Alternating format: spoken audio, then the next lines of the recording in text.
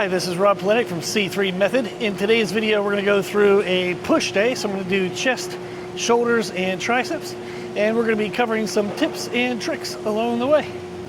The first tip I want to discuss is how to target the outer portion of the chest to create more chest width.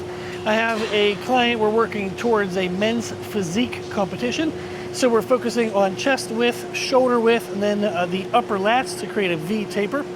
For our chest flies, what we're looking to do when we warm up is to target the outer portion of the chest.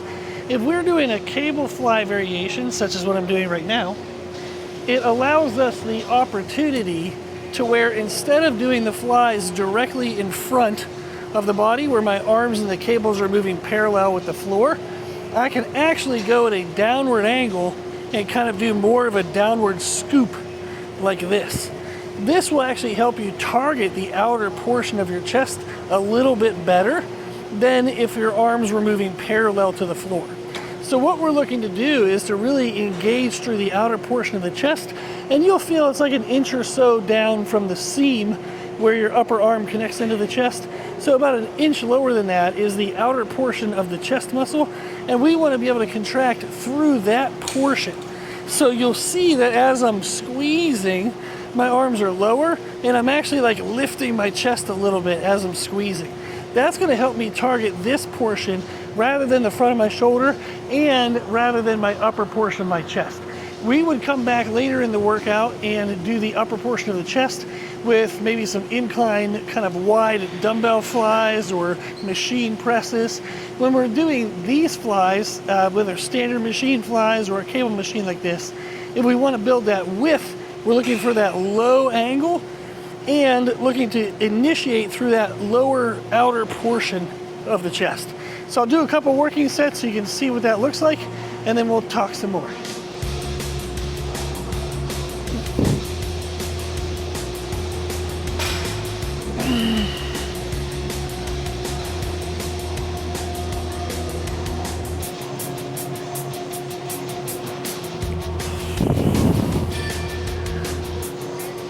Another tip when performing chest flies, and this would be the same for chest presses, is to make sure that we don't bounce out of the bottom.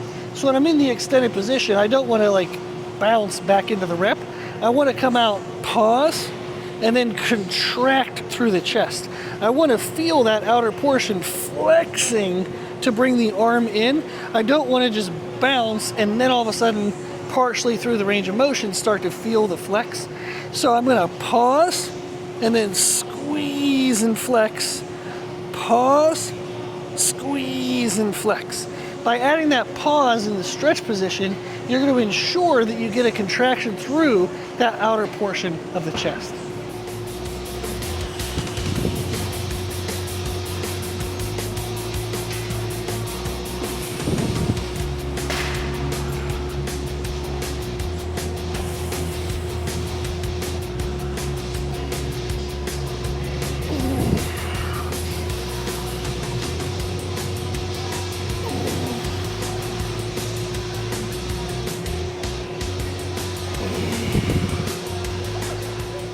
When working on technique changes, especially when we're trying to make our technique more crisp, you'll notice that you often have to use lighter weight loads.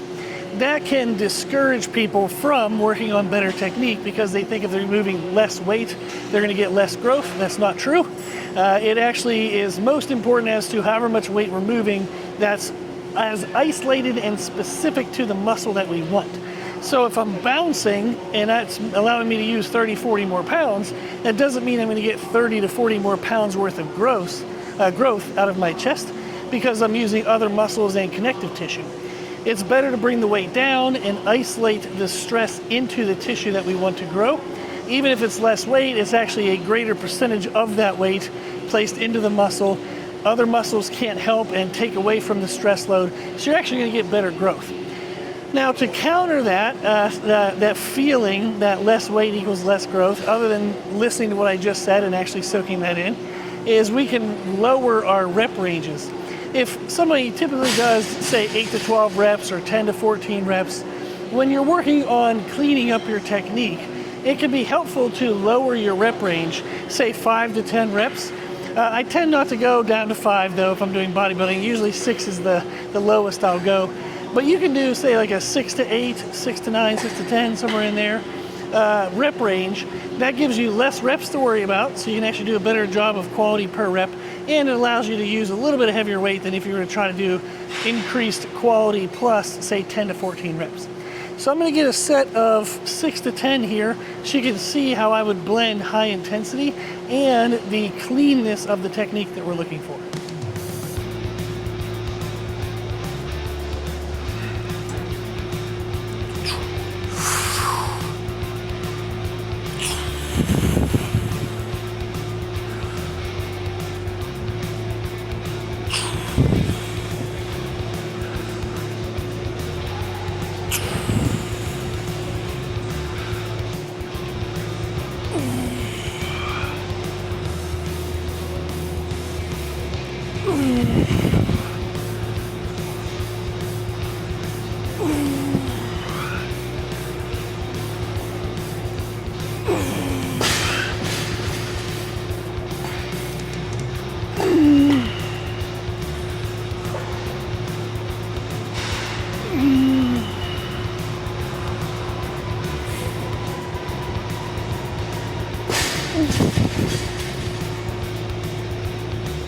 Whew. Okay, so you can see there I was able to get a good pause at the extension of each rep. As I was coming forward, I didn't round my shoulders to finish, I didn't drop my chest. I tried to stay in a nice, good neutral position and squeeze through that outer portion of the chest. So that's what we're looking for, is all of the cues that I went through, and then making sure that we can maintain those cues either while under stress and heavy weight loads. And again, the tip would be is to reduce your rep count to help you balance that goal of wanting to use decent weight load but still wanting to make the technique improvement. An issue that sometimes comes up with clients is struggling to feel their chest whenever they're doing chest presses. This is often more common with people with short upper arm bones. They tend to be more tricep dominant, so they struggle to grow their chest. It's not always the case, but it's commonly the case. If you struggle to feel your chest when doing chest presses, I wanted to share 2 tips with you. The first tip is going to be your grip. So when I lay back in place, rather than getting into place and having my hands wrapped, like my thumb wrapped, my finger wrapped, and gripping the machine very tightly with a straight wrist. So rather than having this kind of position, like kind of like a punching position, I'm going to unwrap my thumb, and then I'm going to slide the handle down lower into my palm. Now I can have my fingers still over the handle just for some security, but if I don't have my thumb wrapped, if the handle's lower in my palm, now when I push, I'm less likely to have strain through my forearm muscles, and I can better isolate what the chest is doing because I don't have so much activation in the forearm muscles and in the elbows. So that is one tip, is to switch your grip. Use a thumbless grip and have the handle down lower in your palm. The second tip is to use pulsing reps. So rather than full range of motion, you can think of just using the middle part of the range of motion and kind of pump up the muscle. And then as you would start to fatigue, you can start to increase that bigger range of motion. And then in maybe your heavier sets, you can just do more of a full range. But in the warm-ups and your first few working sets, you would want to get into position, push it to about 3/4 of the way up, and then down to 1/4 of the way up. So you're just going to stay in this middle range and just get a good pump in the muscle. This is really going to start to make the chest scream. Then you can start to extend the range of motion just to let the triceps help a little bit. And that's going to now give you that sensation that the chest is pumped and squeezing. So those are 2 tips that you can try. The first is the grip, and the second is to use those partial kind of pump reps before the full range of motion repetitions.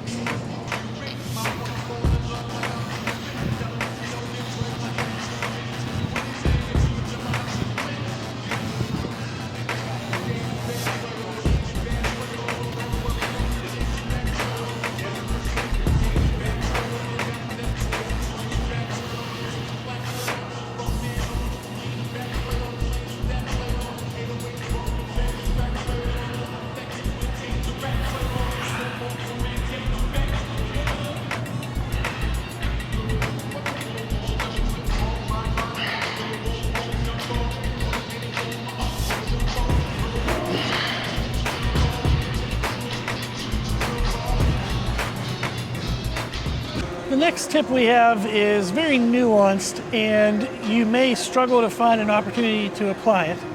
However, I want to share it. What I'm doing is I'm on a machine that offers a neutral grip, and specifically it has this bend in the handle. What I'm actually going to be doing is, instead of using an overhand grip, instead of using a neutral grip, I'm actually going to be grabbing in the bend with a slight underhand angle. I also have the seat elevated to where, instead of, if I was doing a normal press, my hand angle might be at kind of the upper line of my chest. With this, we're going to be doing it to where the hand angle, the hand position is down lower, so you can drive through that lower outer portion of the chest. So you're going to be pushing what would feel like a low angle, a low pathway.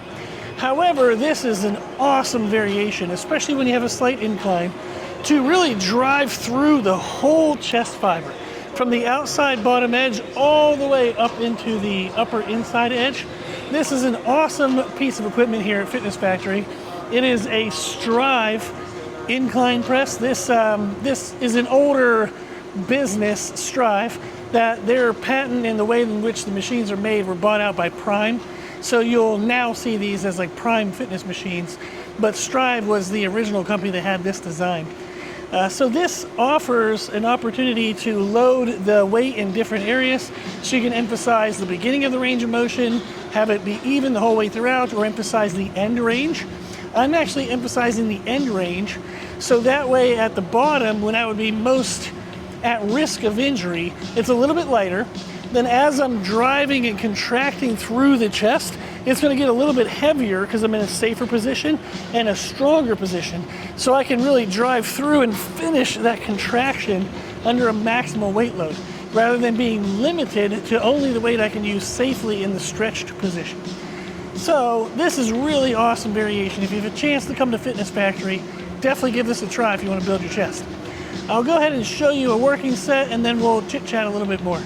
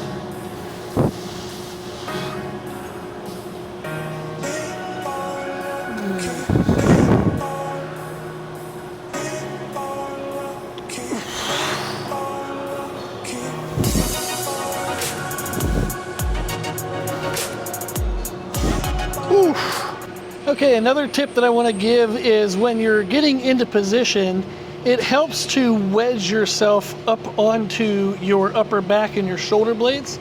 So you'll see as I'm getting into position, I'm going to wiggle a lot. But what I'm looking to do is I'm going to have my hands pushing against the handles to kind of wedge my shoulders in. I'm actually going to pick up my hips and push up into my upper back as well. So while doing the press, my lower body is very active. I'm pushing myself against the floor up into my upper back. This is going to allow me to have maximal stability in my shoulders, so I can have maximal kind of power output. And then it's also going to maximize the stretch that I feel in my chest. So you want to have your whole body active during your presses, and specifically you want to have your shoulder blades kind of pulled together, and then using your legs to push yourself up onto your upper back. Okay, so wedging into place, and now I'll push myself up. There we go. And I'm good to go.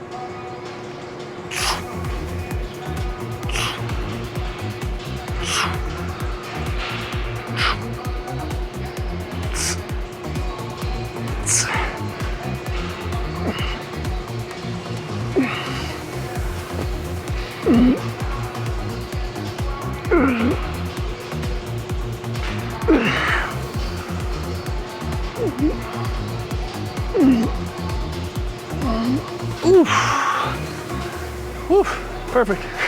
Next in the workout, we have shoulders. I'm gonna start with an overhead press. I typically do lateral raises to pre-exhaust the shoulders. However, since I'm doing shoulders after my chest movements, I know the triceps are pre-exhausted. So I figured I would just go into this with as fresh of shoulders as I could, so that way I could still move some decent weight load, get some good mechanical tension on the muscle, and then I'll do lateral raises afterwards. It's, you know, does that really matter? Who knows? So it's just something I feel like doing today. I would try it this way. Then next time you could try lateral raises first, see which order you like. You can always mix it up. The idea is just to have some good idea, some good intention as to what you're doing.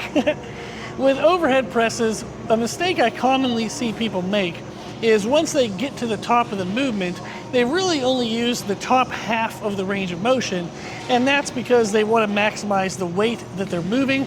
That is less important than whether we're actually using our shoulders or not. When I get into position, what I would like to do is to feel as though I have my shoulders stretched, so I can feel the tension in my shoulder, but I'm not so low that it hurts my shoulder or I start to feel pain in the connector of my bicep. So in this position, you can see that my hands are around the height of my chin. For most people, if their hands are around their nose or their chin, that's a pretty good depth. From there, I'm gonna press to the top. I don't wanna lock out. I wanna keep tension on the muscle, but I wanna return back to that same height every single rep. So that way I can ensure I get a stretch in my shoulder and an activation through my shoulder. I don't want to just do the top half like this. This is just going to be the triceps and some front shoulder, but I'm going to miss a lot of the middle of my shoulder. Our shoulder actually has three parts to it, a front, middle, and rear. The middle and rear contribute to the width of our shoulders. So we want to make sure we get good depth, so that way we activate the middle of the shoulder very well in our overhead press. So that would be the tip for overhead presses, is to make sure you go down nice and low so you can activate the full engagement of the shoulder rather than doing just top half partial reps.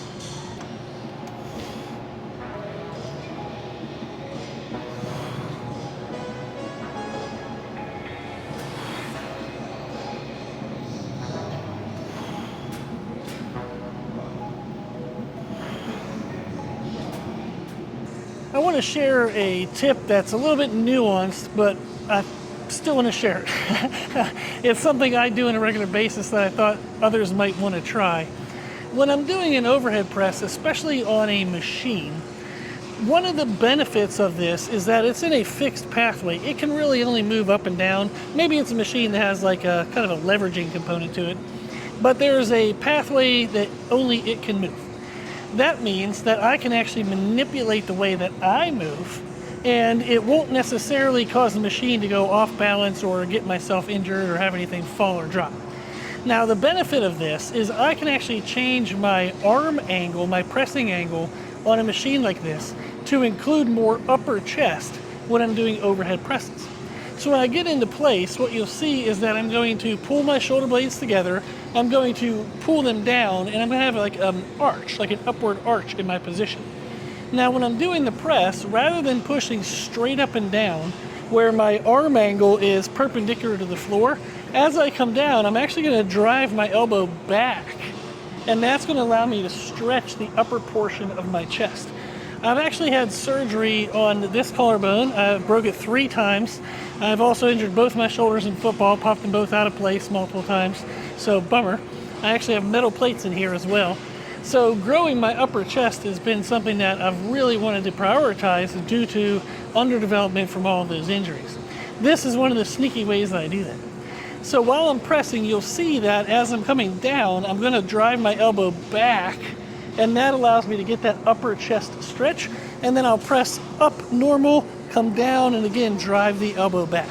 So if you want to get a little more upper chest involvement, you can do that in an overhead press by getting your shoulder blades together down and then changing your arm angle as you press. So I'll go ahead and do a set so you can see what it looks like.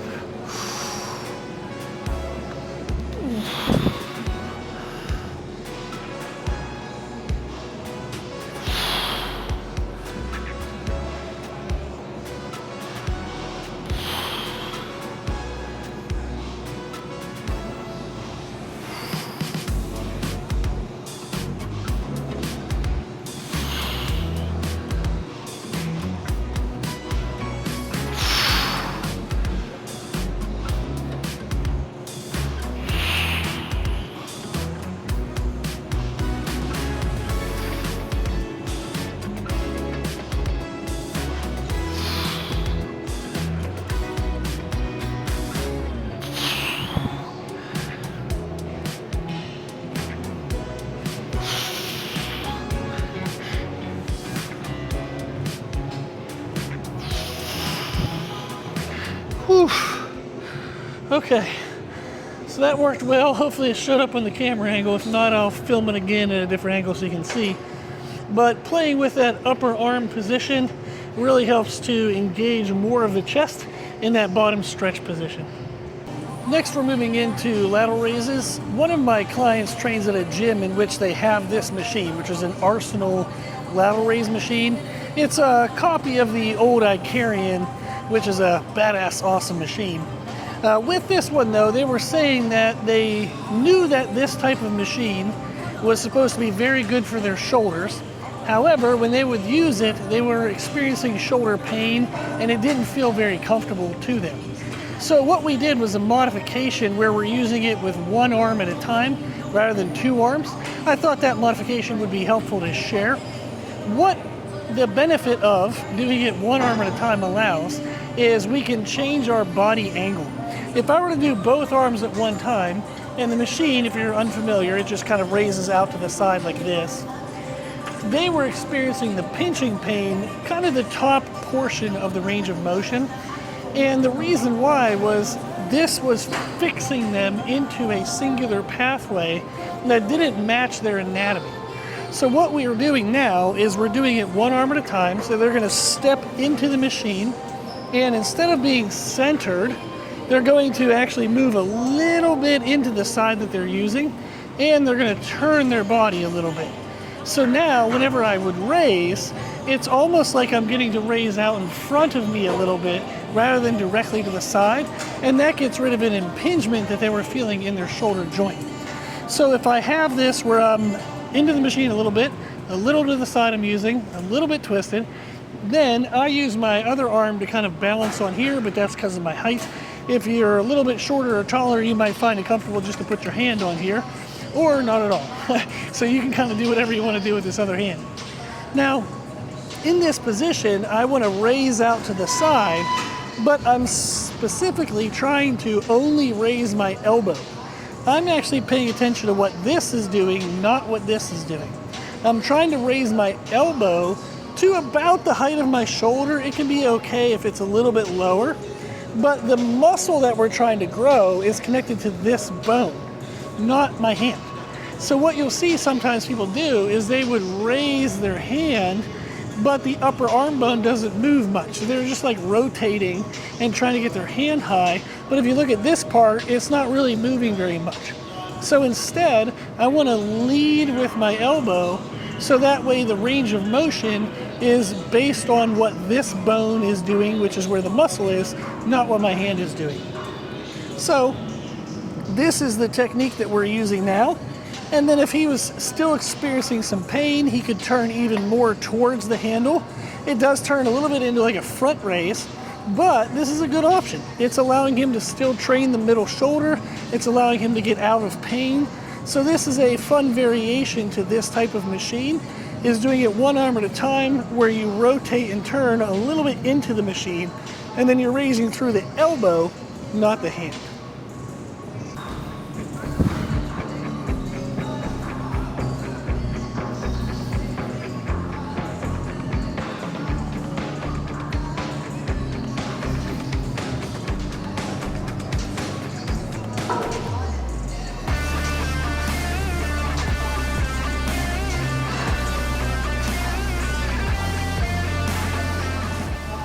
To finish out the workout, I'm going to do some tricep press downs. The triceps, which means three muscles, there's an outer head to the triceps, a long head, and then an inner head in here. When we're looking at building the triceps, one of my clients was talking about filling out their arms in a front double bicep pose. When we're looking at that pose, we want to target the long head and the inside head down here by the elbow. This part of the tricep really fills out the hang of the arm out to the elbow, and that can really volumize the arms and make them look bigger in that pose. In order to target that part of the tricep, we can do a variation in which we have a press down, but we're pressing down and out. So I have some D-ring handles here that gives me kind of freedom to move them in and out. These are a little bit different in how they would feel compared to a rope grip. When you're doing a traditional rope grip, it's not a bad choice, but I find that it's a lot of pressure on the pinky. It kind of hurts on the pinky when you get heavy. This type of option typically feels better because the cloth can kind of drive through the bones of the hand rather than smush the pinky finger. So I set this up when I have the option. You can also just get some cheap handles on Amazon and take them with you to the gym. But in this position, what I'm going to look to do, this angles a little bit, so I'm going to step out so you can see. So as I'm pressing down, I want to press down and out. So it's like a sweeping motion rather than just a straight down like this. I don't want to do that, and I don't want to go over top of it and like press down. I'm looking to keep my upper arm next to my body. I want to sweep down and out, and I want to flex in that out position. If I can come down and out and flex, in that flex, that at the bottom, that flex, you're going to really feel that inside head of the tricep. So this is a great variation to end the workout with, or whenever you do triceps, in order to make sure that you finish off the entirety of that muscle. Typically when you're doing a push workout and you're doing a lot of presses, you're already going to work the outer head of the tricep very well in your chest presses and overhead presses. So finishing with a tricep movement that targets the long head and the inner head is a great way to kind of complement the other part of the workout. So give this a try, use some D-ring handles, sweep down and out, and make sure you flex. Once you can't flex, I would consider that the end of the set. Give that a try and see what you think.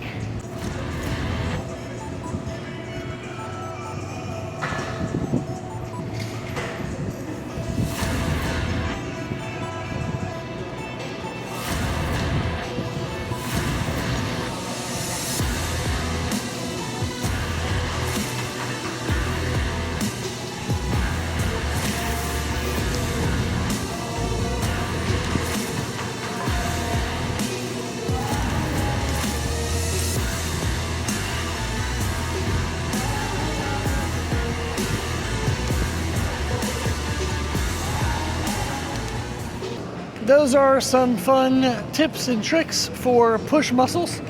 In some upcoming videos, I'll do the same thing for the pull muscles and lower body.